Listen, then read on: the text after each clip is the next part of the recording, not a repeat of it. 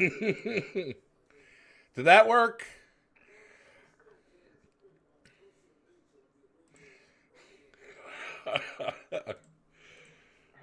November 5th, 2024. It's Eric Williams. Joined as always by Matt Namo. What's going on today, Matt? Eric. Happy Tuesday. Happy voting day. Happy Green Bot does what it wants. Hey, you know what, though? It wants us to fly high, which, if anyone wants to see to fly away, watched, watched a lot of tape today. Can't wait to dive into it. We have a lot of How are we fun. feeling? How are we feeling today? I, It's Tuesday. You tried to listen to some radio today. yeah, a Okay. radio I I wanted couldn't to get do. into We can start with that. It's this will just be the thing. This will just be the thing all week, and radio will be the death of Matt. yeah, By the way, it's just it's horrible. It's now they're mad at him for doubling down, but even I think 97.5 had Amy Fadul on from like 7 to 8 today, and they were complaining. Oh my God, he doubled down, and she did what?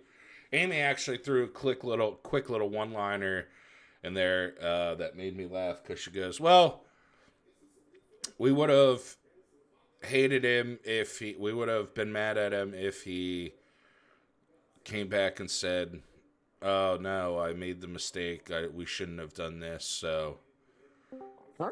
she was at least like, "I'm glad he, is sticking to his beliefs." And I was like, "Well, Amy, you're right, because they're mad at him no matter what he does." Yeah. And I just heard John Clark on 97.5 because they asked him about it, and he goes, "Well, they were going into that game against Jacksonville. They were the best team at converting fourth down conversions, and no team has stopped them on the tush push, and we liked it when they were 3 for 3 against the Giants, 2 weeks ago." So he said, sometimes, hey, it didn't work out this time. Oh well. Yeah. Oh wow. Yeah. Oh wow. And you gamble. And Nick Sirianni for me, I wanted to say this yesterday to me. He's a gambler. In regards to his decision making. But dude, it really comes down to trusting his players. He has that vote of confidence in those guys that they can make the plays, and if they don't make those plays, you know, then hey, dude, he's trusting in his players. That's I can't. I'll never give by taking those points sometimes, and it's something that we talked about yesterday a little bit, but kind of going more in detail today, Matt, is that this whole conversation, and I feel like I'm freaking saying the same thing I said yesterday, but like he, and I don't know why I have to keep repeating it. Like he's not he's Philadelphia. Like he believes in his players, and I think that makes I think that's my point. I don't know if it Yeah, makes I sense. think you're dead on. I think Um, he's believing in his guys, and he's like he make those plays happen, and if they convert, then Nick's getting called a fucking good coach, and he takes the points. Like, dude, I'm over here watching games sometimes, and I'll go, okay, like, maybe you can look at, look there. But dude, I don't have a helmet on, and like my vision, like some of these guys, man, I get a little annoyed. Like, you don't know what it's like to be in the heat of the moment, like it's a heat of the moment type thing, and you have to kind of make a decision on the fly. You don't have fucking a minute, 2 minutes to fucking make decisions no, yeah, like like 10. out of a timeout. But like my point that I'm trying to make, and I mean, I know you're kind of right there with me. Is that these people like watch game back and go, "Oh, we should have did this." Well, yeah, a lot of things should have did. I should have fucking maybe I should have saved $1 million like over my lifetime. And it's just like it's a lot of like or woulda, shoulda, coulda stuff with this fan base, and it's frustrating because people don't understand that it's part of the game. It's just like you don't have time. No, nobody has time to do anything. It's you a fucking a fraction of a second could fucking could change an outcome. It's like that. I don't know if that means anything to anyone, but it's just these people don't take into real time, like real. I don't know. I don't know Well, if I'm and just rambling there, but like look at the game. Look at the game last night. yeah. People in Tampa are pissed that Todd Bowles didn't go for two. He took the point and went to overtime. And guess what? He They went the didn't get the safe way. ball. He played conservative, and even live out there, Troy Aikman's going, no, I think if they score, they should go for two. I would go for two here. I would go for two here. They kick the extra point. They send it into overtime. Andy Reid's going for it on fourth downs, time and time again throughout the latter point of that game. And it's different. And, I mean, it's natural. If the plays work out and they convert, and we're looking at two to preview a little bit of some of the plays we're looking at today. Wait, There's two hold fourth on. down Did conversions that they hold on. failed that could have been completed. Did the Eagles make a move today? I don't think so. I didn't hear anything. Why the hell did I get a message about Lattimore? Lattimore went to Washington. Oh, why the fuck is my boy texting me about Lattimore? He didn't even. Oh, I see what he said. Sorry, I woke up a little bit ago and uh, my boy decided to send me. Oh, your boy is sitting on his hands.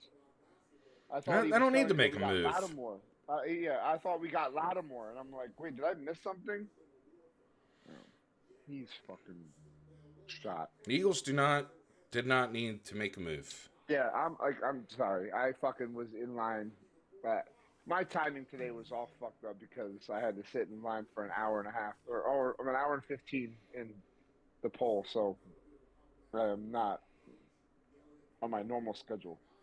Being transparent.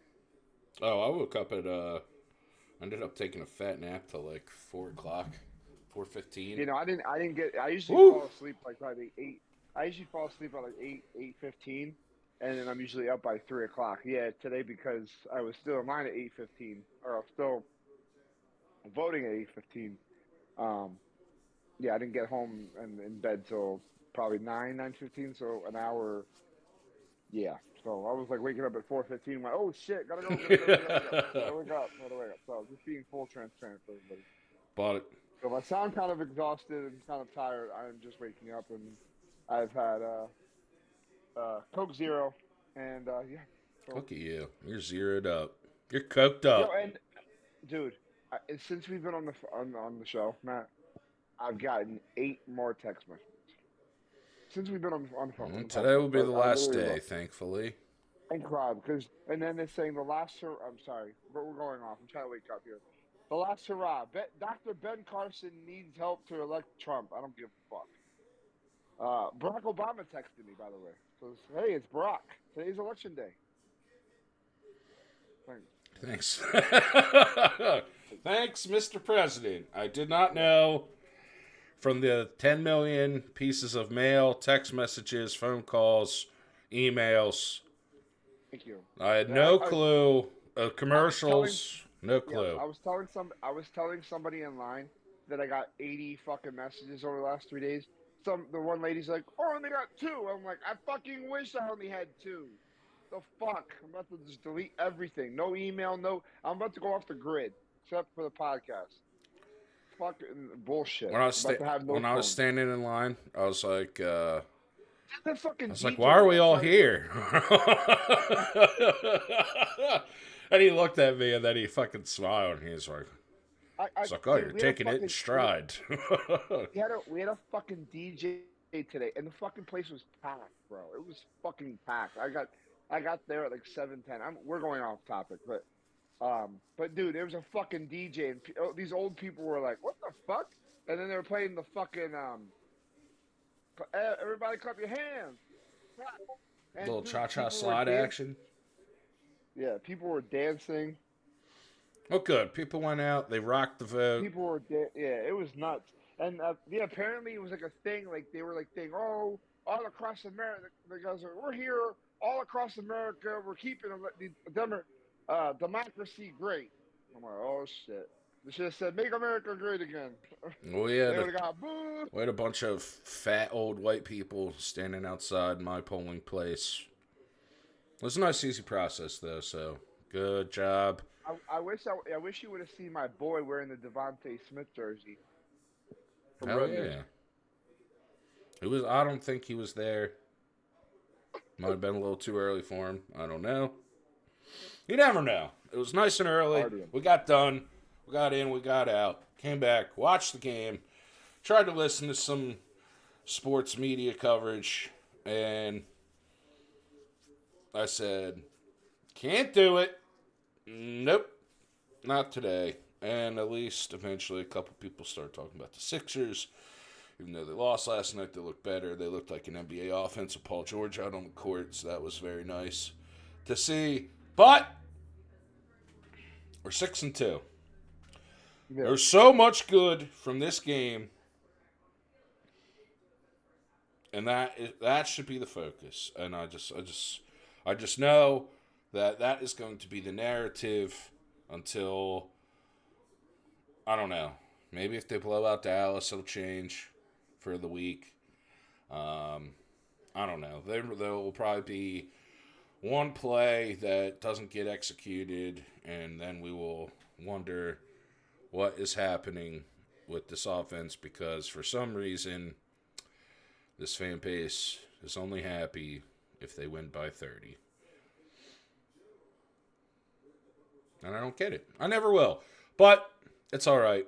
What you can do is try to listen to people that look at things and not try to run with narratives, not to toot our own horn, but we're the anti-media.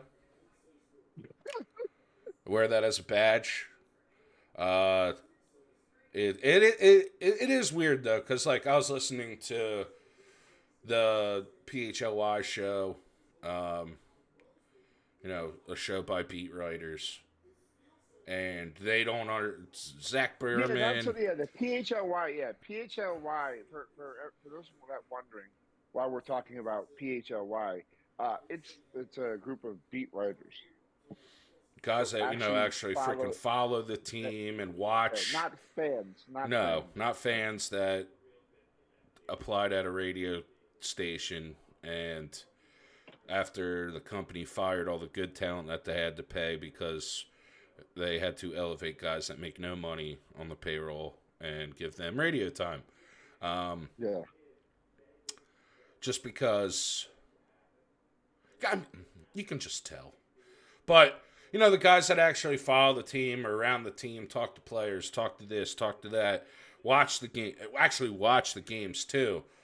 They're the ones that, are actually like, not the only, and Baldy even today, the only thing he only had a problem with the it's a play I'm going to show, but it was the fourth down conversion in the late in the third quarter, I believe, or maybe early fourth, where they were in.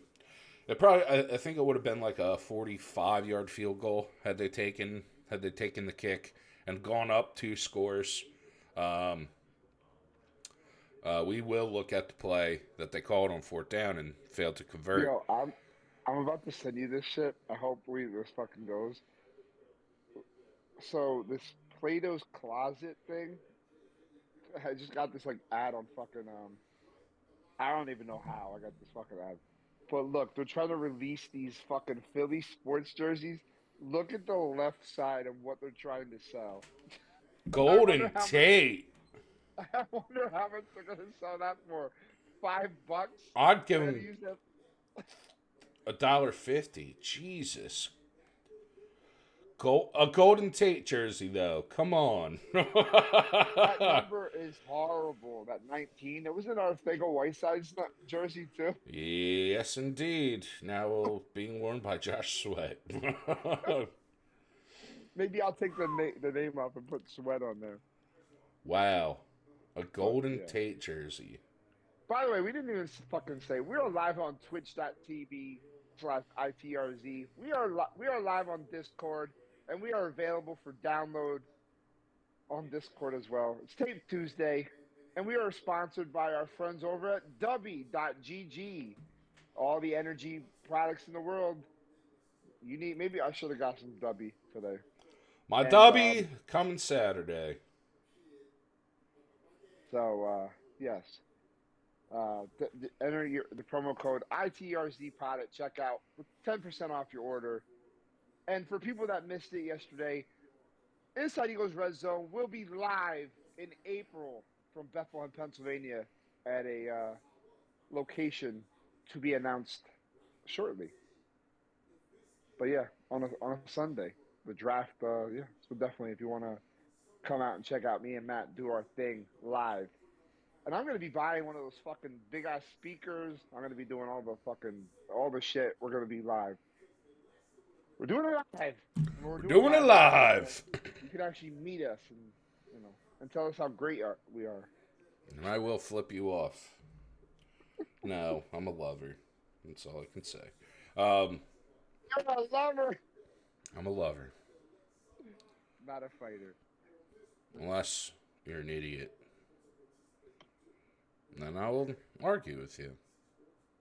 He won't push you. Don't worry. He won't push No.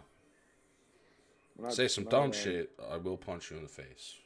But no one said any dumb shit to my face in very, very, very, very, very, very, very, very, very long time. No. Probably Everybody does it on about. the internet. Everybody does stuff on the internet nowadays. They don't That say is nothing very good. true. Probably about 17 years since someone has said anything dumb to my face. Yeah. Actually, more like 20. All right, Matt. It's time to pull the tape on Discord and on Twitch. That's right. First, so a lot of this is going to be good stuff. A lot of this is going to be good stuff. Just a reminder, if you are watching on Discord, to pull up, or that this will probably be, since it is showing my Twitch, it'll be a couple seconds behind what you're hearing live. And if you listen to this on the podcast version, go to twitch.tv/ITERZpod. It'll be called Tape Tuesday, 11/5/24. Now, nice and easy here. We're starting off with the special teams play, Eric. Play one is the beautiful play by Sidney Brown. The 5th overall or 6th overall play of the game.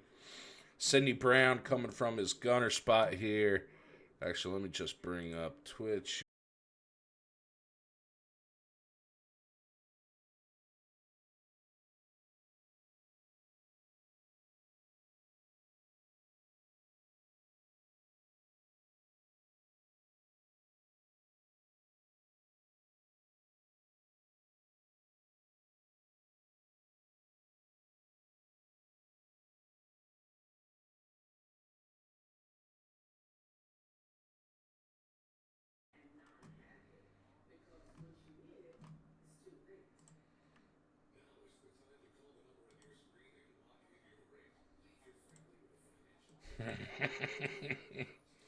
I need help too, bitch.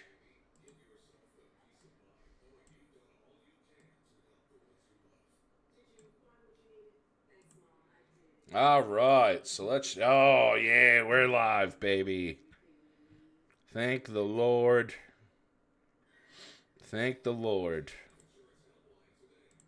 Now let's just give it. Since we're back, all right, okay. Discord is streaming that. We are good. Okay, So now we can dive into it. Now that we're back on Twitch. If you're listening to the podcast version, you definitely want to go to twitch.tv/ITERZpod.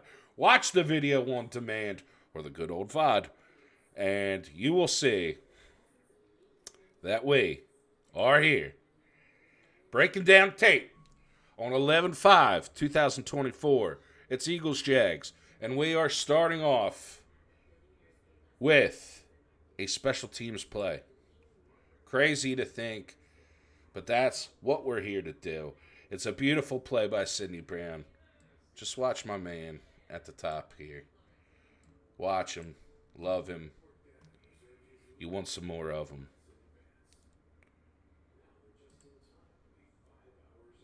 And sorry. There we go. Now we're ready. Now, we're just...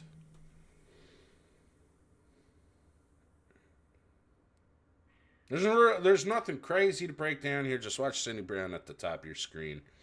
He's currently out of bounds right now, but here he comes. Runs in. Gets by his blocker. What a beautiful freaking hit.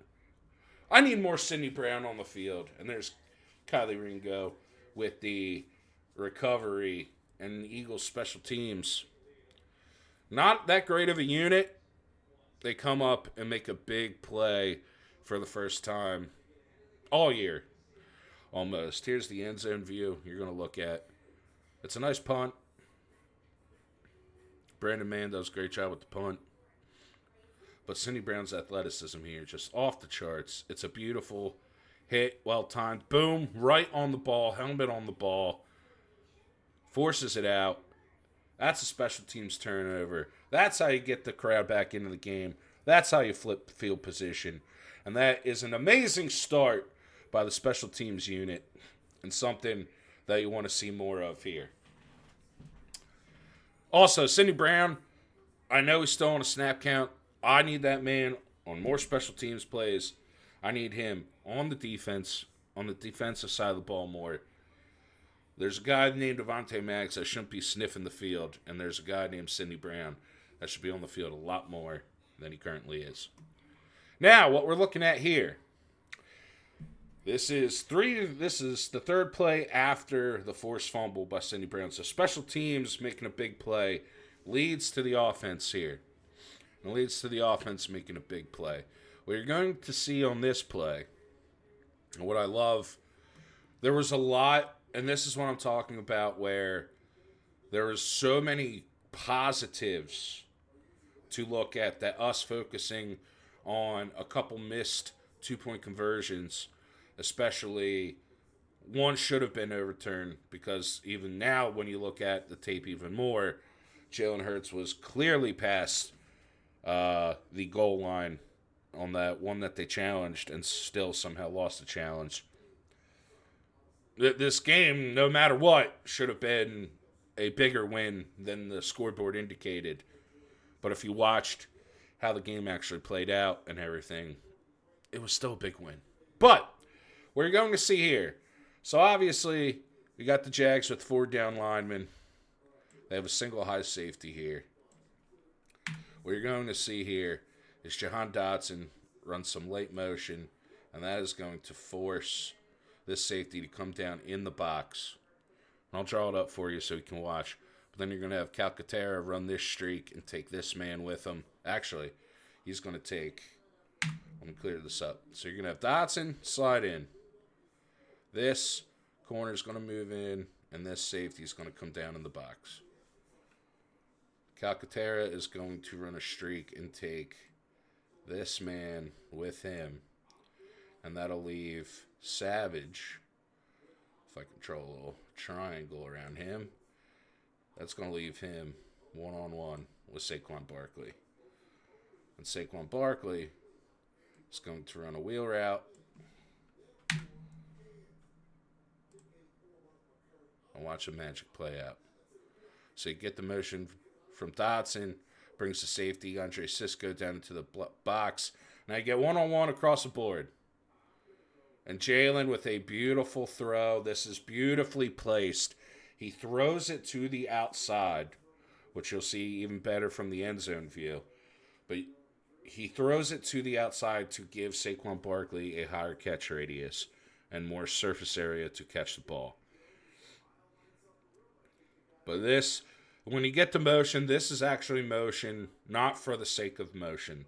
This sets up exactly what they were looking for from this play. First of all, great pocket. Jalen with another arm throw. Hate to see it. But look, he's throwing it to the outside here because he knows Saquon hasn't beat. But then Savage, if depending on the ball placement, Savage could potentially come out and make a play if it's like around here. But Jalen throws this ball to the outside. That way Barkley has this area is all Barkley right here. Savage can't beat him to an outside spot, which is why ball placement is so important, especially on deep throws. Boom, right to the pylon, both feet down. Savage lost a little hand fight at the top of the route. That's why he's kind of whining about wanting pass interference. But it was not pass interference. You just got cooked, my dude. And it's a touchdown for Saquon Barkley. An absolute beautiful play here.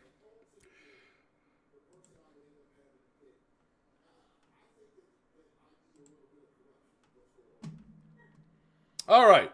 The first of the fourth down misses.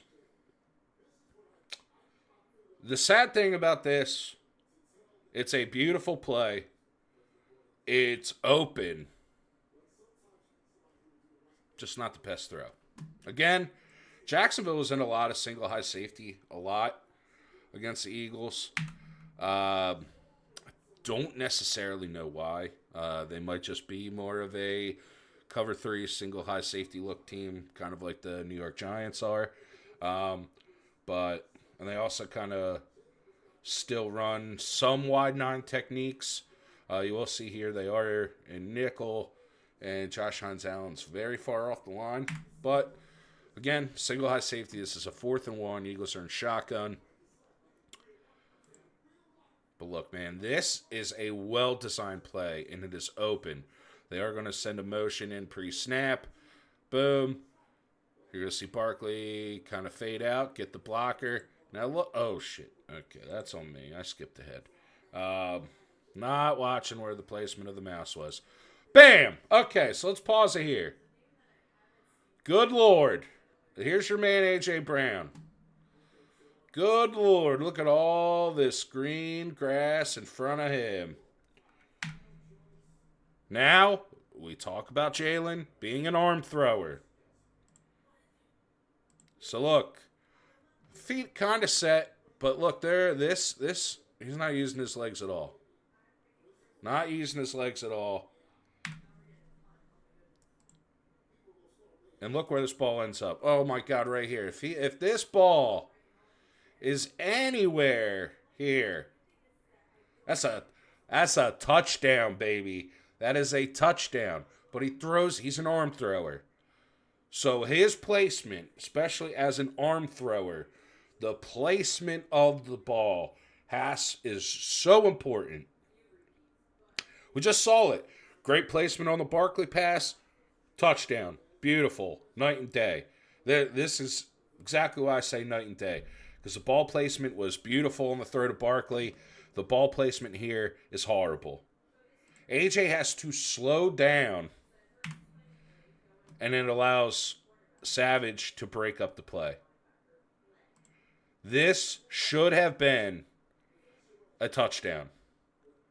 And with better ball placement, it is.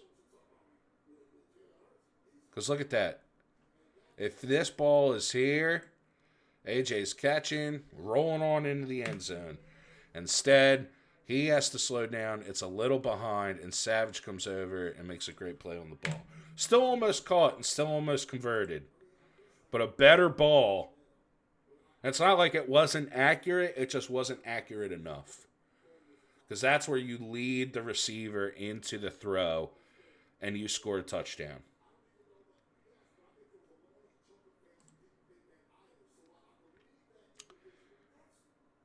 Now, defense stepping up. Jacksonville still can't score. You end up getting the ball and getting the play to Saquon Barkley. This also, again, you're going to see Jacksonville. They actually had 2 high safeties this time. But they go with this wide 9 front. Don't know why you would run wide 9 against the Eagles. I'm sorry. To me, it makes no sense. Because look, there's literally... Just look at this alignment. Look at this. They have Saquon Barkley and a good offensive line. Just naturally, look at this. Look at this hole. Naturally, look at that hole due to the defensive alignment of Jacksonville. This is stupid defense. With the Eagles' offensive line, with Saquon Barkley, with how well the Eagles run the football, the fact that at this point in the game, it's already a 2-score game. This is stupid football from the Jacksonville Jaguars. And their defense is a reason. They have some defensive talent, but their defense is a big reason why they're 2-7. I'm going to tell you right now. This, you get a little block on this side here. And look, since Cam has nobody in front of him, this just gives him a nice easy path up to the second level to take out the linebacker.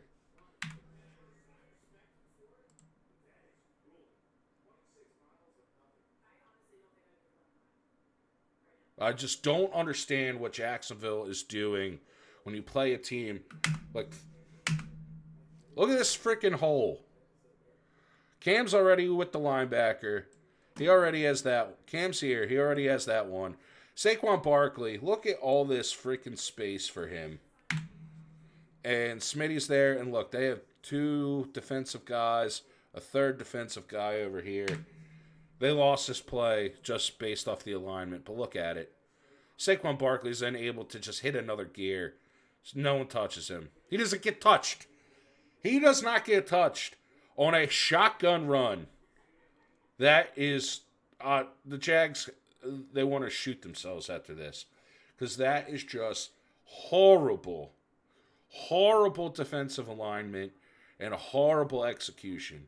If you are willingly letting a good offensive line get to the second level, right from the snap, you're setting yourself up for failure, especially with Saquon Barkley as the running back. I hope Doug called them out when they watched the tape back. That play, that defensive front needs to be thrown away and never returned. I'm not a Jags fan, but that's just stupid and horrible, and that's defensive malpractice. Now, Eric, I messaged you after I clipped this, after I watched this play about 4 or 5 times.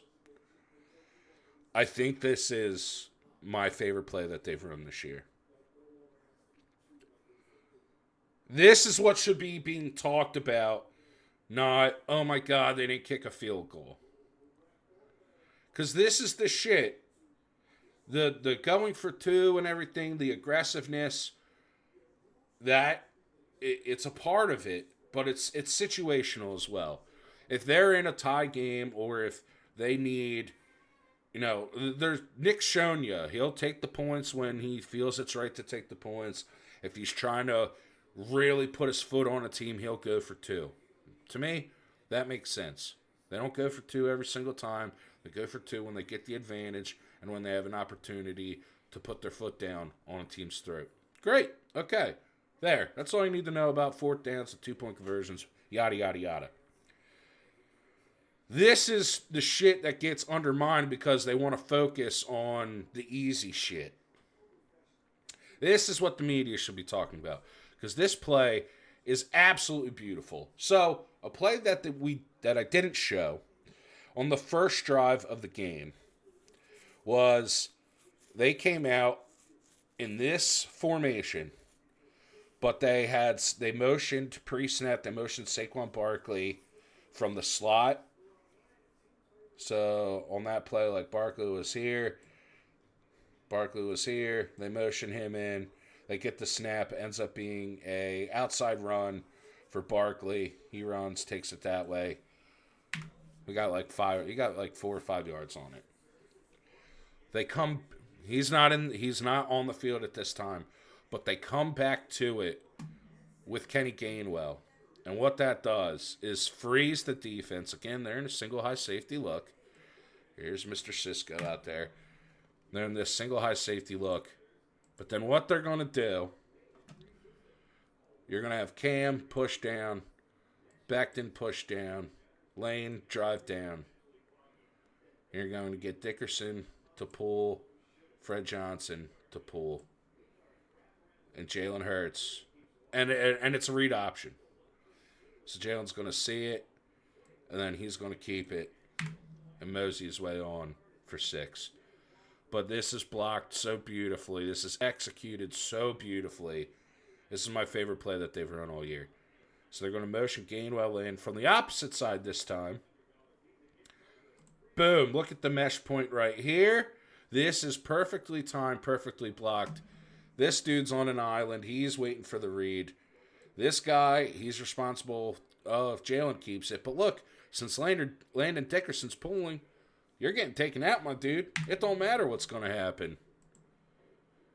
Beautifully blocked. And now look, Jalen could just follow Fred Johnson right into the end zone. He's got to get a hand on Cisco. Cisco's afraid and goes low on him. Boom. It's a touchdown.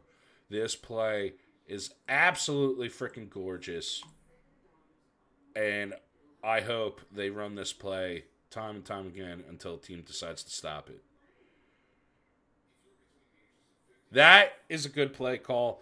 That is execution, and it leads to a touchdown. That's how you take advantage of the fact that you're able to run the ball with your running backs, have a great offensive line, and then you have Jalen Hurts.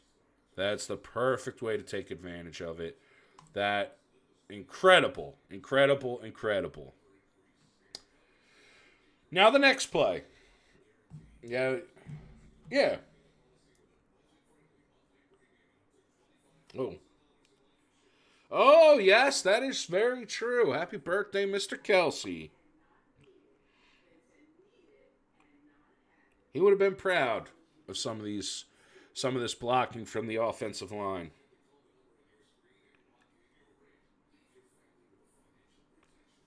Now, we had a good play. All right, go to a bad. This is the 4th down that Brian Baldinger had an issue with. They're in 13 personnel. 3 tight ends. 1 running back.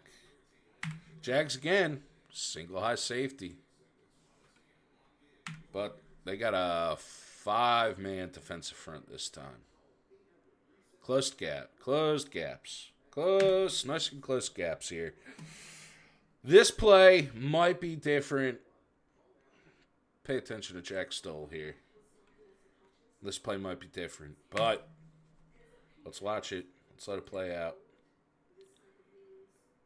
You're going to see, look, he's 44 is telling 33 is responsible for this gap right here where Calcaterra is. Jacksonville actually does a great job of staying home. Now, if you pause it, I think it's got Big O right here. You got potential with Smitty. And Stoll missed his block on 44. But Jacksonville did a great job of kind of staying home and staying in front. This man right here doesn't over pursue Jalen. Because he knows if he over pursues and misses, Jalen can squirt on by and get the yard. So kind of stay in front. Jalen tries. Okay, he's turning around. He's got Stoll there. So this isn't even really necessarily a bad play design or really a bad play call. It's just the fact that Stoll misses the block and Jacksonville doesn't bite. Jacksonville expected pass. They played pass. They had great coverage, and the fact that they didn't bite off the play action. Now, could the play action technically have been a little bit better? Let's actually go back and see. Yes, that's that's technically a play action play, but they didn't really hard sell. Jalen and Barkley didn't hard sell it, and Stoll missing his block right here is definitely not a help. Even though 44 falls down.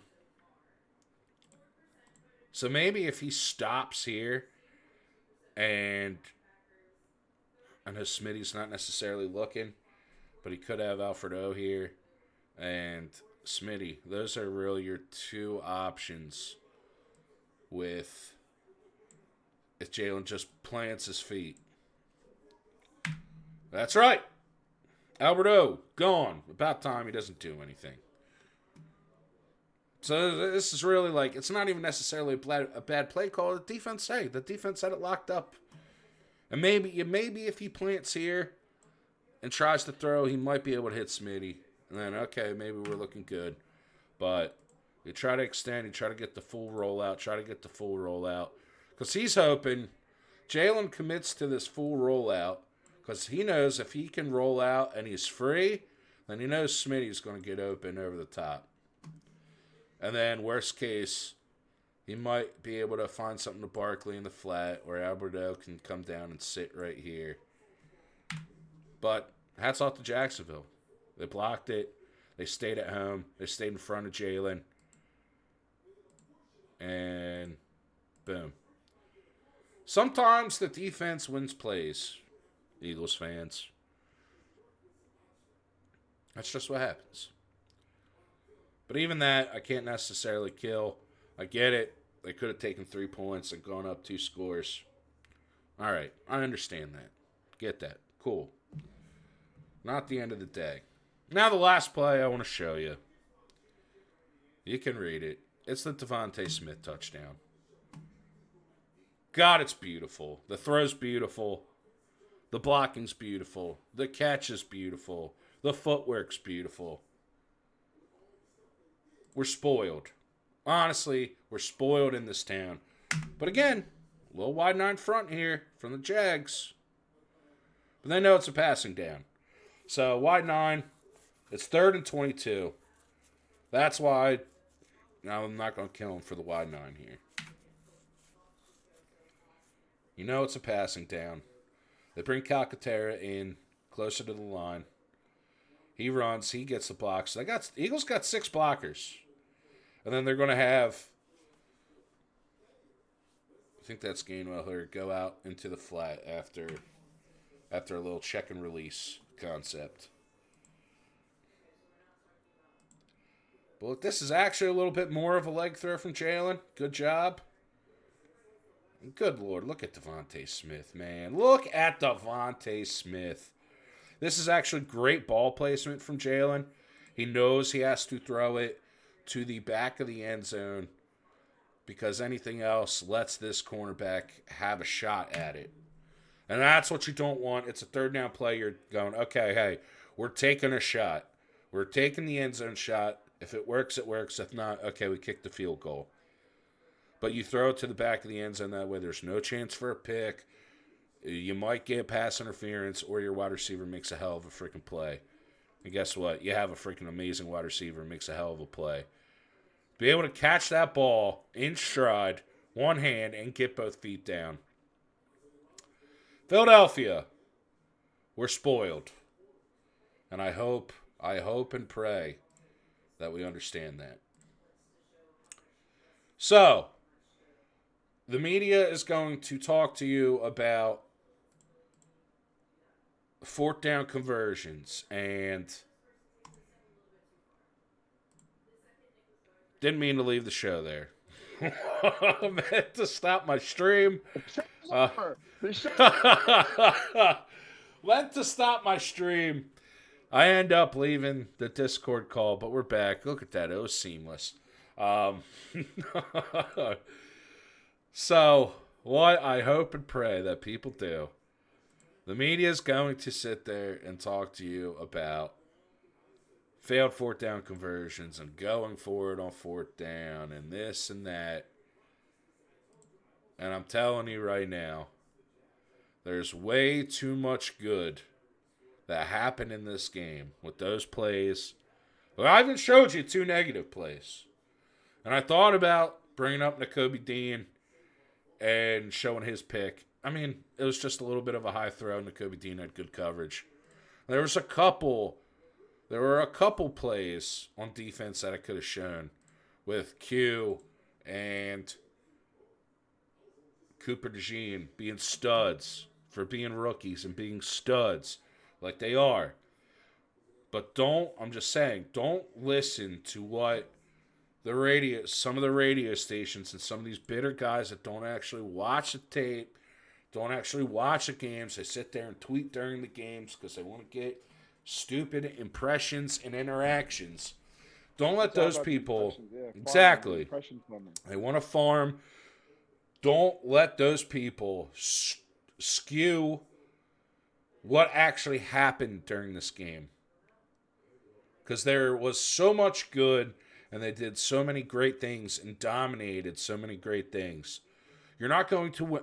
PSA, I know we talked about it yesterday. Eric and I both talked about it multiple times, especially yesterday. You are not going to win every game by 3 scores. I am sorry. This isn't. It's not college. It's not college. There's going No, to I be don't understand. games where you Yeah. dominate and win by 1 score. I get it.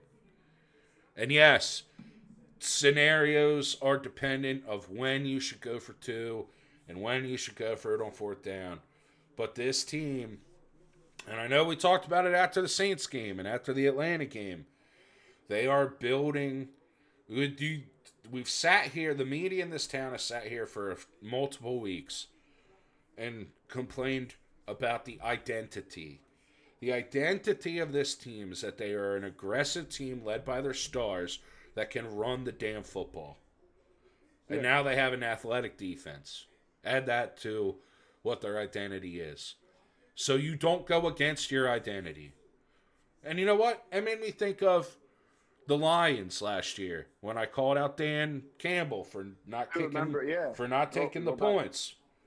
Yeah. You know what? That's the identity that he wanted to install in his team. I respect him for it.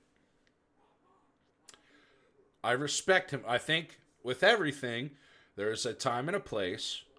But you know what? I respect Dan Campbell for sticking to his guns and saying, I have the confidence in my offense that we're going to do this. And you know what? I respect it. I like it. I like it. I like it now.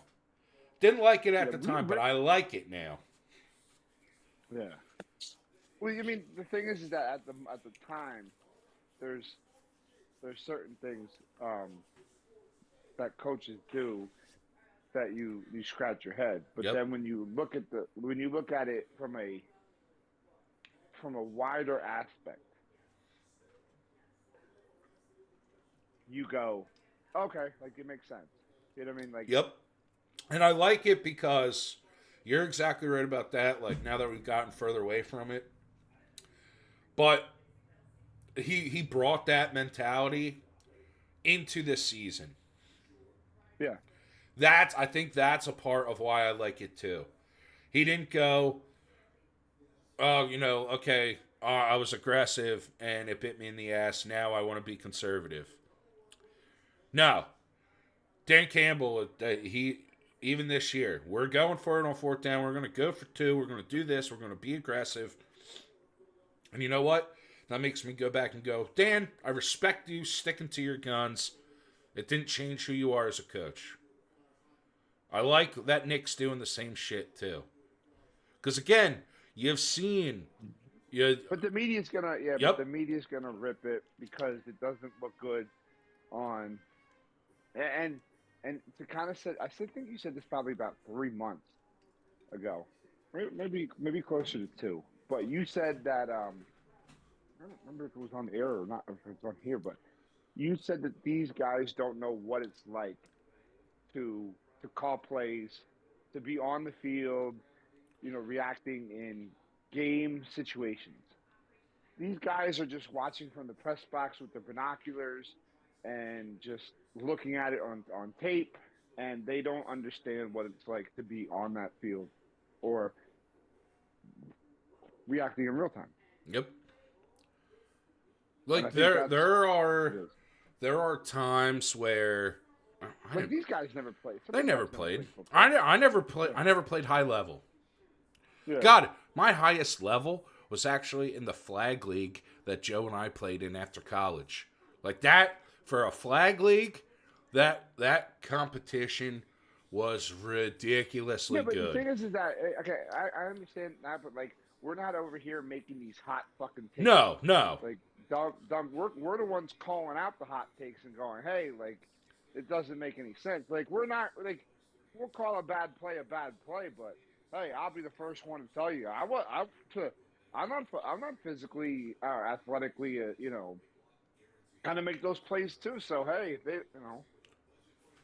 I just thought the design was wrong. You know what I mean? And No. hey, who am I to say? And I'm the you know fucking what? No, but podcaster. that is where that's where you can get into it. That's where you can Yeah, kind of but like what I when I brought up like, oh, I didn't play at high level or anything. It's because even going calling plays in a pee wee level or a high school level or a college level or even like in a flag level or anything like that, like I get why Dan Campbell, Nick Sirianni, Doug Peterson, and Andy Reid are so aggressive all the time. Because yeah, when you go for it, like, and you talked about it yesterday a lot, Eric. It's instilling that confidence in your players.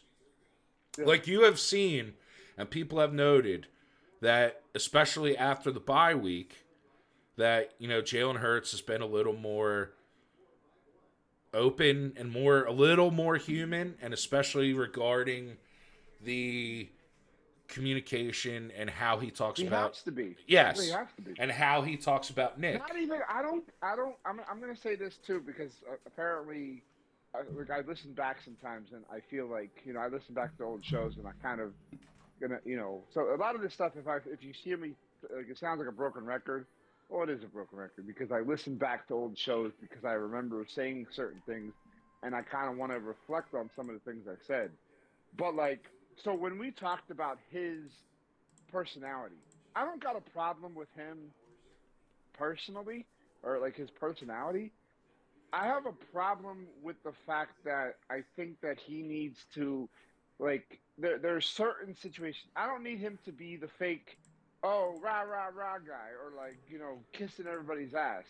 What I need for him to do is like, you got Cam, and I know I don't need for him to go out of his way to do it, but I need the guys to kind of you kind of need to see, hey, the guys are getting inspired by Jalen.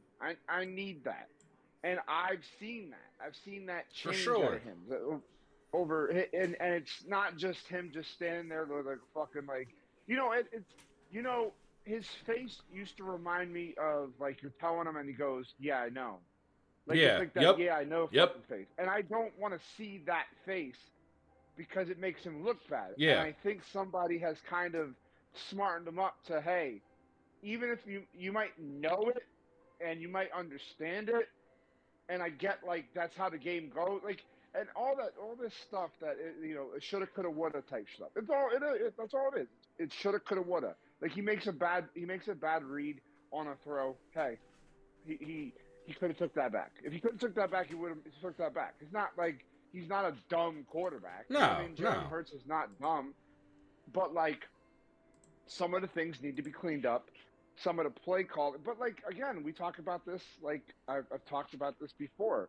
Football's a team game. You need everybody to hit their hit their spots and to basically do what they're told. And that and to be honest with you, being told what to do and doing what the coach is asking for you, ultimately that could also be. This is why head coaches get fired because head coaches don't get. But this is why Dennis Allen gets fired, and this is why guys get fired because they're not putting their teams in the best situation. You might have players that can play, but you're not putting your players in the situation to win. And that's what they're. Or You know what? That's what the or head coach of or this team does. or there's players that we fucking love the name, but then we go, yeah, he's been in the league for 8 years. He's lost his step, but we still have a love for this guy because guess what? He made plays 5 years ago. Oh yeah, That's not talked about enough that either. happens a lot. But we like, dude, there's names out there that you go, oh, he's gonna make a difference. Yeah, that was 5 years ago. Yeah, Like for these sure. guys are a lot of these guys are shy. I was like I was kind of trying to like hold it off, but like this whole NFL trade deadline thing. Oh, the Eagles need to make a move, dude. Every trade that they've made at the deadline, the last like couple of years. Robert Quinn, that was a fucking failure. Golden Tate, a fucking failure.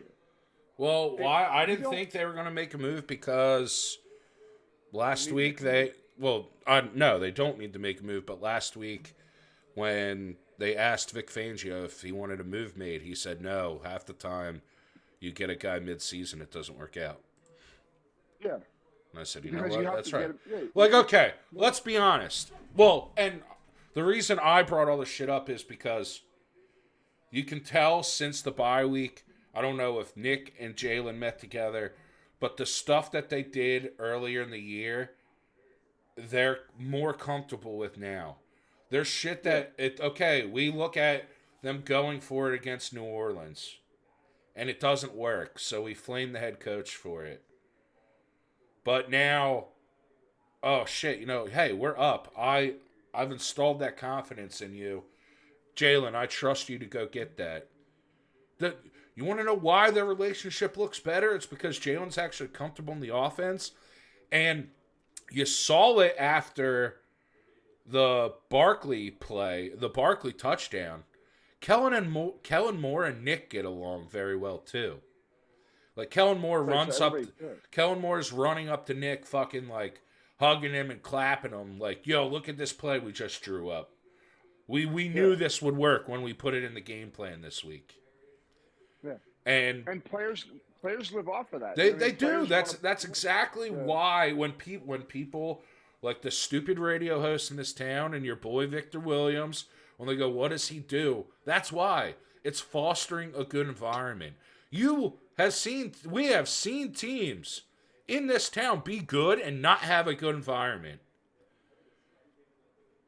Those Chip Last year Kelly was not a good. teams. Last year. No, Yeah, last last year year was was a not a good horrible environment. environment. Those Chip Kelly teams were not a good environment. You know why we love the 2017 team? Because yes, they won a Super Bowl, but if you watch those games back, It was a good environment. it was a good environment. The guys are joking around and celebrating and loving this and that. We're just so there's just a narrative about the coach not being a good head coach. So everything that doesn't work out is negative. But these are things that The, are going to make this team a hard out in the playoffs. yeah. Because if You you get look me. at the talent and look at how they play fucking football, there's teams, and I said this yesterday, teams do not want to play the Eagles. You have to guard A.J. Brown. You have to guard Devontae Smith. You have to guard Saquon Barkley. You have to go up against that offensive line. You have to go up against Jalen Carter. You have to go up against Quinion Mitchell, Cooper DeJean, and Darius Slay. Yeah. Teams don't want to face that. Yeah. It's not health. It's not a good look. It's not a good. But I wanted to say this yesterday, and we just ran out of time. But I kind of wanted to see how you feel about it. But we talk about the media a lot, right? And a lot of this like farming, and I've kind of used this farming thing a little bit the last couple days, right?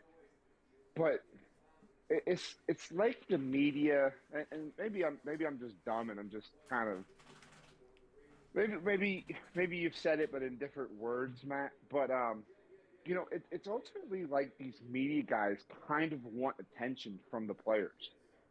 Oh, they definitely do. Like they want that. They want we call it that clapback. Yeah.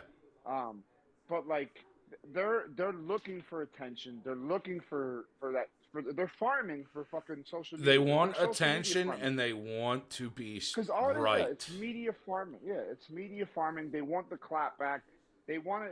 If they if okay, so if like I'm on a fucking national radio or like not even national Philadelphia media, and I am complaining about Nick, and I am ripping Nick after week, and I'm going hardcore, and all of a sudden Nick comes out hypothetically and says, "Oh, I hear that guy on the radio ripping me a lot. How do you feel about that?" Well, guess what? You just you just mentioned my situation, Yep. and you just gave me a fucking platform. So you're farming for attention. You're an attention whore. You're a fucking whore, and you're Well, getting and they want to you're be right because that's yeah, what the right. But business. who's to say? Yeah, but who's to say you're right? You're right then. Yeah, that Like Eric. That's all they care about. That's all they care yeah, about. yeah, yeah. They Of want the course. clip. Like the 10 minutes I actually listened to 97.5 this morning. The only clips they played from around the NFL were ones that agreed with their premise of Yeah, Nick making mistakes. They didn't go to Baldy. They didn't go to Zach Berman. They didn't go to the other guys that if you find it, and they even freaking Emmanuel Acho, a guy that's Mr. Negative all the time.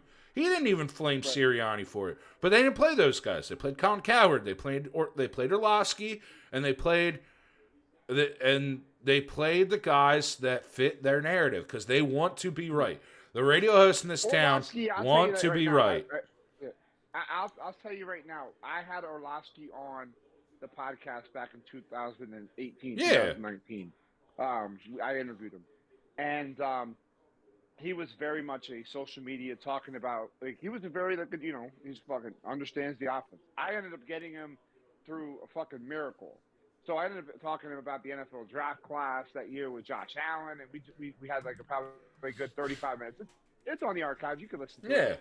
Yeah. But we talked. But like he was not on ESPN at the time. He wasn't doing any type of like he was just posting stuff on social media, and I fucking reached out to him and we were supposed to do it. Me and Matt were supposed to have him on, but the day that Matt was available, he was at Disney World with his kids. And I know I'm telling a little too much. I'm telling the fucking story like hey, this is what I do, man. I fucking I draw shit out. Yeah, we had him. I mean, we had him on before he got huge, and I like Dan Yeah. Orlovsky. And he changed. I felt like he changed. I felt like he He's changed. changed the last like year and a half, 2 years. Yeah. And I wonder if it's because I know it's because the fact that that's what they do, that those guys do to make a living. Dog, You have to he make a living. spent Halloween Day. He spent 15 minutes on Halloween Day asking McCourty and Stephen A. Smith why black guys smell so good. That's what Orlovsky's doing now. When Dan Orlovsky, and this is what happens with all the guys at ESPN. It happened with JJ Redick. Actually, JJ actually held off, and now he's a head coach. What happens with you at ESPN when you get brought on initially, and you get 5-minute segments maybe twice a week. Yeah. Like I like Dan because I know he was a shitty NFL quarterback. A shitty NFL quarterback Ran out of bounds. is Yeah, better than not even that. He just wasn't good. Yeah. But a shitty NFL quarterback is better than 90% of people that have ever played quarterback. So when he just started, and especially during that like 2018, 2019, when everyone was shitting on Wentz, and I know I'm a Wentz apologist, but I'm sitting here going, I don't know, this guy's making plays with nobody at wide receiver. Maybe this guy isn't horrible like everyone wanted to say. But Dan was on a couple times a week, breaking down 2 to 3 plays at a time. He'd get a 5-minute segment, then he's off TV. Now, since ESPN budget cut all their talent and kicked them all out the fucking door, Dan's on every show. He's on Get Up, he's on Sports Center, blah blah blah. He's on all this stupid fucking programming that ESPN has, and it's at the point now where half the time he's saying shit to say shit. Yeah. And that's just what ESPN does to you. When you start, you get a couple segments. You can actually show your shit. Show what you know.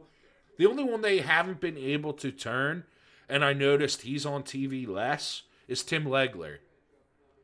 Yeah. Because Legler doesn't fall into the bullshit. Yeah, But so you get brought in. but that's why Kendrick Perkins gets more fucking television time than fucking Tim Legler does. Kendrick Perkins, I know he played in the goddamn league. He can't explain shit. Tim Legler gives you thorough breakdowns and is very knowledgeable, and he doesn't get a lot of TV time because he doesn't play the ESPN game. Still think LaSalle should have hired him as head coach, but that's besides the point. So Dan, there's times I still like his insight on some shit, but there's times there's like a little bit of a bias, and it's easy to pick on Nick and easy to say shit about because they're not watching the games, dude. Dan Orlovsky is not sitting there on a Sunday at ESPN when he's doing TV hits every 15 minutes. He's not watching the Eagles game. Yeah. And he'll sit there and go, okay, well, you're not watching all 32. You're not watching all 16 games. I'm sorry, you're not. You're not doing it. You don't have the time to watch all 16 games. So he's going to look at the fourth down play that doesn't work, or the tush push that doesn't work, and go, this is why this didn't happen. Oh, this is why the Eagles suck. This is why, as a head coach, you shouldn't call this. You don't fucking know. You don't understand the time and place in the game.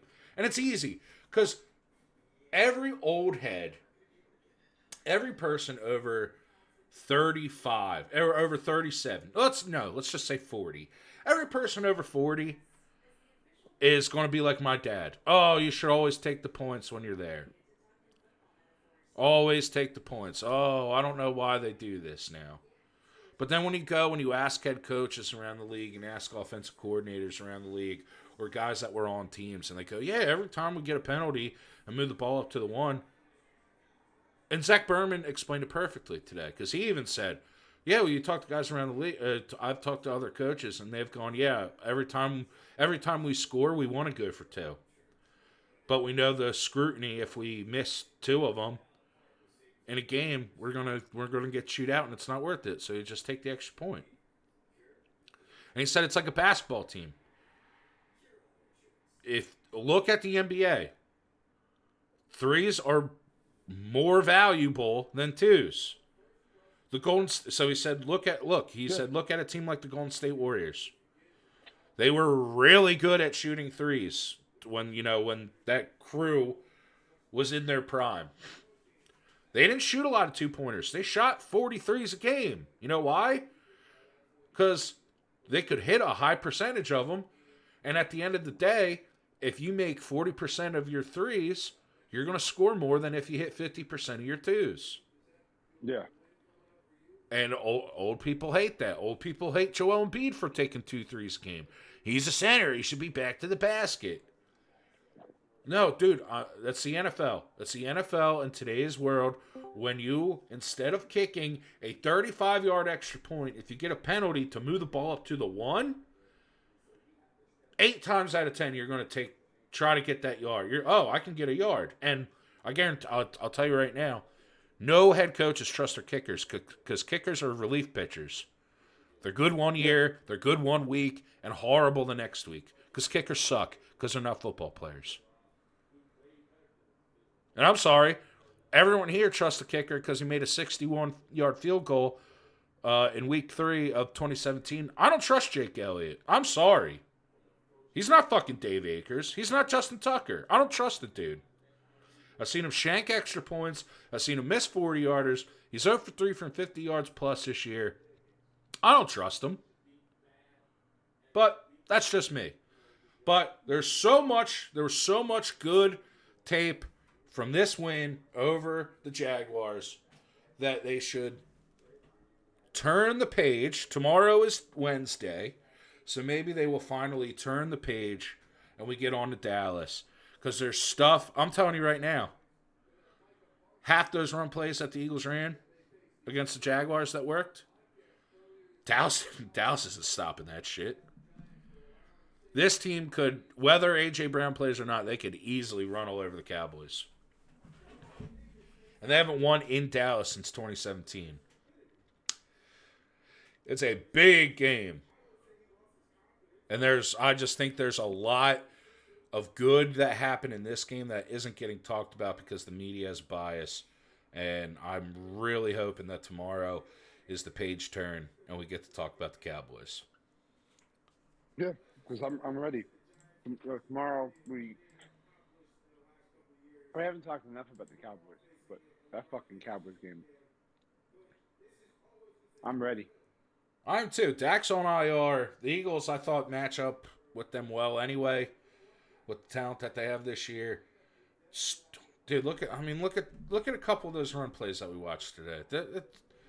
There's stuff that this offense is starting to implement week in and week out to their repertoire, to their scheme. And it ties into Kellen Moore and Jalen Hurts and Nick Sirianni being on the same page and being under center more.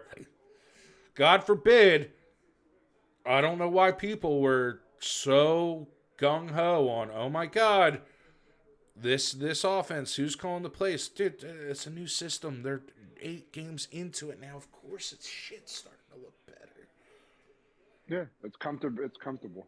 It's becoming comfortable. The more you do it, the more games you have, the more tape you have to look through.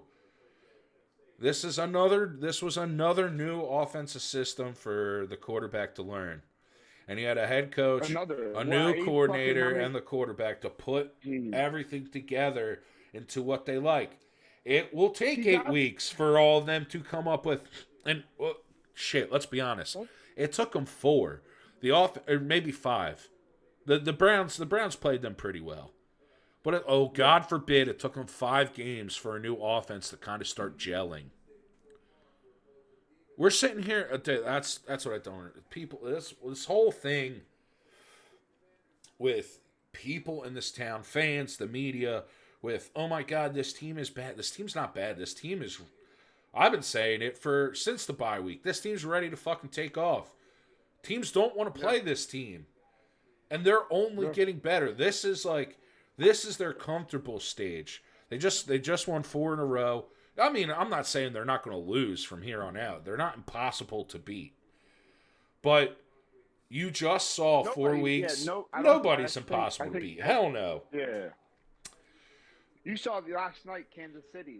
They're beatable. They're definitely beatable. They're definitely beatable.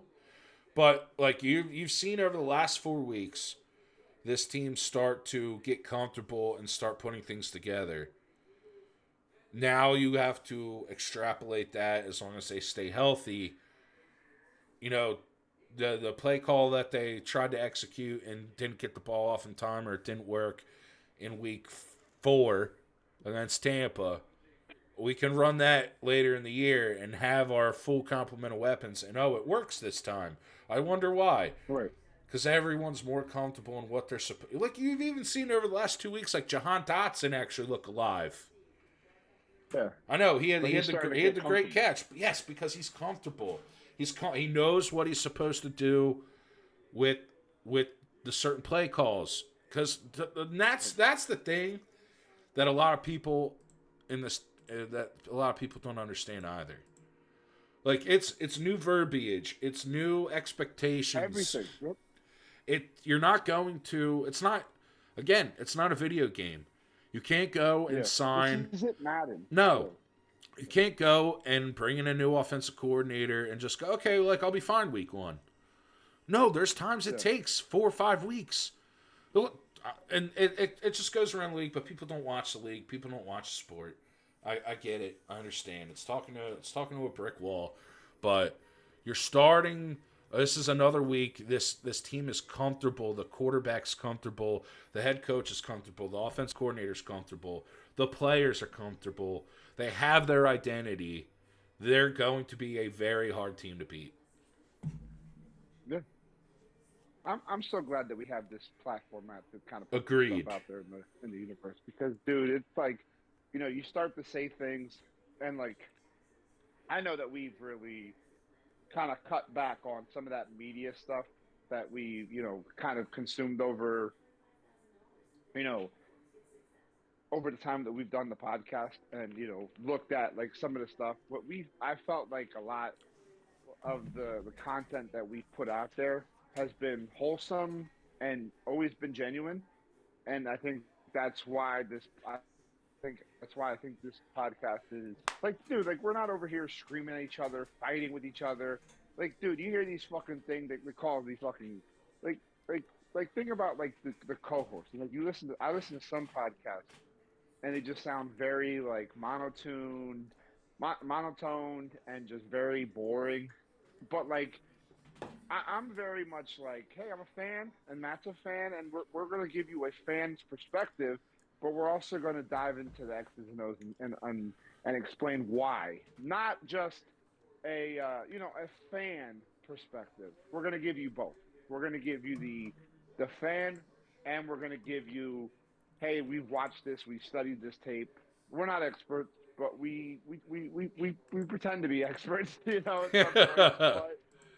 Um, I like the fact that there is all these podcasts that we've done over the years, and all this information. You kind of see that we've been saying this stuff. Like when we say, "Hey, a couple weeks ago we said this," you can go back a couple weeks and go, "Hey, Matt and Eric, they said that. Okay, that was said." And then look now. You know what I mean? It's not like, "Oh, I said that months ago." It's like, where did you say that?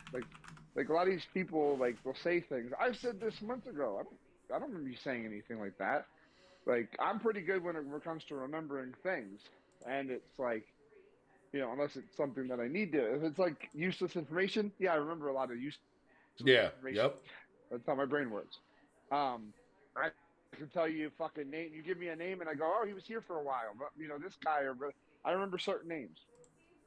I'm a name person. It's funny because like we were in line voting today, and I mean I wasn't really had many friends in high school. Like I had the certain the crew, but like I was seeing people, and I'm like, "Oh man, this fucking Colin Brown, man! I fucking went to middle school and elementary school with that kid." Like, I mean he was fucking way far, but like what I mean? Like I remember random fucking names from like the past. You know what I mean? Like Oh, without a mother doubt. like it's like fucking like random. Shout out to Colin Brown for not listening to the podcast. Um, but yeah, it's just yeah, I'm going on a rant here, but I'm trying to make my point. My point is that we say things, and you can go back and fact check them. You want to fact check us? Go ahead. It's all right there. It's all on the archives. We did 320 of these, 325. We did a lot. Um, but yeah, just I don't know. I don't know if that was the point I was trying to make, but It's the point he uh, got to. We got no I problem got being to the point. wrong. Yeah, I got to We the have point. pretty good accuracy to toot Everything, our yeah, own and I'll be horns. wrong, man. Hey, if I'm wrong, but I usually don't. You know, I usually kind of call it like I see it. If I'm wrong, I'm wrong. I'll say, hey, I was wrong. You know, these people shouting for Nick. Oh, Nick should be fired for what? For being aggressive? Then I guess everybody else. Then I guess Dan Campbell should be fired too. I guess every coach in the NFL should be fired. I'm Andy Reid telling should you, be when fired. the Everybody. Sirianni era is over, which I hope it's not over for a long time. I like Nick. I Yeah. cannot wait to see how this fan base is going to react when they get a. I'd love Yeah. to I switch said this spots yesterday off with air. Todd Bowles yesterday. Yep. He'd be fired. The Eagles would have fired. The fan base would have wanted him fired. Everybody would have been fired. Dude, don't. I just would have loved. Oh, we had an opportunity to go on the road and win, and we sent it into overtime, and then we couldn't stop the Chiefs. Also, I'm glad Patrick Mahomes is not hurt. He never won injury. But man, I wanted to see Carson last night. Yeah, no, we met. I messaged you during when Mahomes, Mahomes went down. I'm like, oh shit, Carson, big Carson. I had to tell you, get your ass on here. Um, It looked bad, but yeah, and then Pat came out of the tent, and he was fine. well, like Cress was saying, he's like, oh man, could you imagine if Mahomes went down with an injury and like Wentz took fucking the Chiefs to the Super Bowl. Dude, It would be such a fucking. It would be. Oh my god, we would be listening to these I mean, people if eat, he wins the bro. Super Bowl, I want it to be here. Yeah. But Oh at, yeah, yeah, yeah, yeah. but at the Of course. same Yeah. time, like I I said want in, Jalen to win the Super Bowl. oh, fuck yeah, I want Jalen to win a Super Bowl. I I said, will. I will be on. I will be. I will be unhingeable, and I will be everybody's least favorite person on social media. And I promise you that. I'm not. I'm not. Fuck. I'm not joking. I'm not like maybe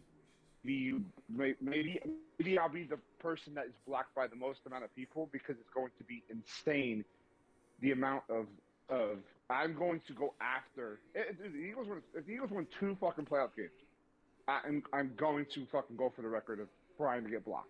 Yes, my plan will be to be blocked. Yes, everybody that is on this fucking social media thing, I'm going for blood. I'm letting you guys know that's like for people. If you Eagle fans and you said some really ridiculous shit, I keep receipts. But Matt, I'm gonna get blocked. And it's gonna be good. fun. I hope That's so. not that. I'm not joking. I am going to be. I'm going to click on profiles and be like, "You've been blocked. You've been blocked." And this is gonna be my fucking point on the show, and it's gonna be very funny because yes. I mean, I'll be right there So with you because I'm going to be yeah, and I'm gonna steering, be sending you commanding the fucking stuff. Sirianni Hey, Brigade. yeah. I have everything, dude. I bookmark a lot of shit. I was looking through I was looking through stuff because I was looking at college basketball stuff the other day, and I bookmarked this thing. It was like a 300. Somebody did a team preview of 365. Like some guy was like, I mean, college basketball analyst, and he's like pointing out players that to look forward to. So I bookmarked it. So I was looking to kind of to share it with Crest because we were talking about college basketball. And I had to scroll fucking down, but I'm like seeing all these like old tweets from football, like Victor Williams. I'm like, man, I can't wait to use that. If I can't wait to use it, if I don't use it, then I delete them. You know, no, I don't need it anymore. Don't need it anymore. Don't need it anymore. You know what I mean? Like, Oh, of so course. that's what I do. Whatever. I'm going after these people. Like, you want to be an idiot? Get called an idiot. Hey, you have, and I get everybody has their own opinion, and everybody's entitled to their own opinion. I get that, but have a fucking reasonable opinion. Yeah. Like, you just because you have an opinion doesn't mean like I'm gonna call it out if it's stupid, and it's my opinion too. That's my if I'm wrong, but I 90% of the time I'm normally thinking about everything I before I say it. So yeah, I that's do, where we're though. at. I think Andy Reid and Carson Wentz be a nice little duo to see. But Yeah, Mahomes doesn't stay hurt, so hats off. Good job. Um, that team. You know, like, I want to be the Chiefs because they get. And I know some people bitch about the refs and whatnot, but it is natural. Your good teams get better calls. It's the nature of the beast. But also, they just naturally get more bounces. Like, when you are that team, you get like there was two throws in a row from Patrick Mahomes late in that fourth quarter yesterday. Where if that was Cincinnati, if that was Tampa, if that was any other team in the league, that's like two back-to-back interceptions. Or they would have got one of them, and they probably lose that game. But there's something And that's why I think the football gods are real. There is something like both of those plays just happened. Oh, Tampa Bay drops the pick, and then it somehow hits the ground before the safety comes down and makes the play. And when you are that good, like when you're that team, the Patriots, yeah, I know everyone, oh, the refs. No, like, dude, they got bounces all the freaking time. The ball bounced their way. And it just happens when you're that team that's that damn good and the team that wins all the time, you tend to get those bounces. And I just hope one day Yeah. that can be us. But hats off to the Chiefs. Great gutsy performance by Tampa Bay to take that game into overtime. You're starting to see the good teams separate themselves as we head into week 10 here. I like it. This week, when I was, the picks are now up and available to vote on in our Inside the Eagles Redzone Discord server. There's, like, I'm glad the Eagles play at 4:25 because I want to watch Pittsburgh versus Washington at 1 o'clock. I think the Sunday night game between Houston and the Lions should be pretty good. Like, so this We'll have Sunday, some of those games here there's a on nice Discord. slate. Yeah. There's at least one game per time slot. I mean, sadly, I'm going to wake up early Sunday morning and watch the Giants and Panthers. Sadly, because That will not be available. That will not be available here on Discord. We're not. But hey, you want to jump on at 1 o'clock? Watch some games before the. Can always do that on Discord. But I'm excited. Tomorrow we got the grades, so I got to look at some. I got to finalize some of my grades. I have some grades that are going to surprise some people, but not really. I don't think anybody's really. Yeah, I'm gonna. It's gonna be another fun show. A lot of people.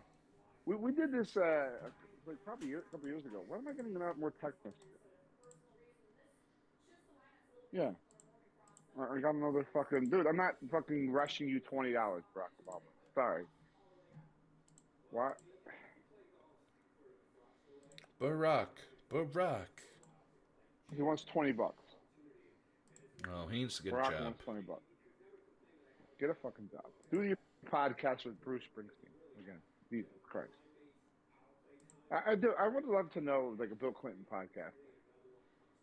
I have no interest in any political podcasts at all. No, I just want to know what it was like for a certain person under. Monica Lewinsky got something put in her vagina. She sucked his dick. She still votes Democrat. Boy. Hey, good for her. We are not political. I fucking hate politics. Go vote. But fuck politics. Vote. I'm going to run for president in 2028. Ooh. My campaign strategy is going to be the anti-politician. I think there's a lot of realism that needs to go back into politics. I know it's a game you have to play, so I'm not expecting to do anything good. But I am going to run. I'm voting for Mama Nemo. My mom would be a horrible president. I love my mom, but she'd be a horrible president. But yes, I will run. I won't get anywhere. But I will run. Man. Politics sucks. It needs a shake-up. This country's a lot better than the fucking orange, fat, gingerbread piece of shit. And Kamala, indifferent on her. We need better. So, 2028, NAMO 2028. We're going to start the campaign. We'll be ready. Get ready. Vote for me. I will affiliate with whatever party I think is easiest to get the most votes for. I am naturally an independent, but I am telling you this now. I will go with whatever party is the easiest to convince. Shapiro going to be your vice president? No.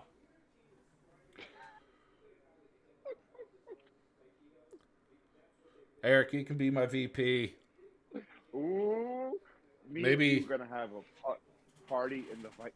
No, no, we maybe gonna my party dog. Maybe every a night. dog can be a VP. I don't know. Oh man, but But all fuck right, them. enough politics. Off the about. We're off the rails today, completely off the rails. Um, but yeah, good show. Got anything else to say? No. Get some dubby. We out. Yeah. W.GG. Enter the promo code ITERZPod at checkout for 10% off your order. And thanks again, Matt, for sticking up with, dealing with my ass, my crazy ass. But if you listen to this podcast, thank you. Like, share, subscribe on YouTube. Uh, there should be some more content coming your way. But yeah, thank you again for everything. And talk to you guys tomorrow. Peace. Anytime. Same channel. Peace.